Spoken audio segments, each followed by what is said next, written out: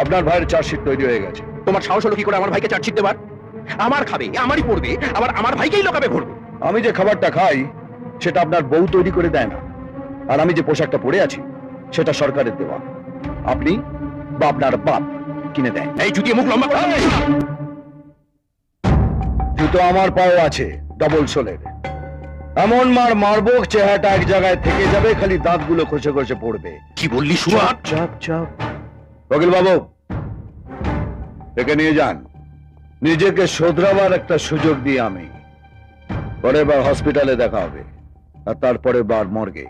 Sir, আমাকে হাসপাতালে বা মর্গে পাঠাবার আগে নিজে কোথায় যাবে সেটা ভেবে দেখো।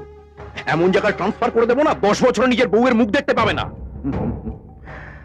ওটা 25 বার হয়ে গেছে, তাই যেখানেই যাই বউকে বগল দাবা করে নিয়ে যাই। একটা কথা শুনুন, আমার ট্রান্সফারের কথা না ভেবে নিজের ভাইকে হাজত থেকে কি করে বার করবেন সে কথাটা ভাবুন। Out out out. স্যার চলুন, আমি জামিনের পেপার রেডি করছি।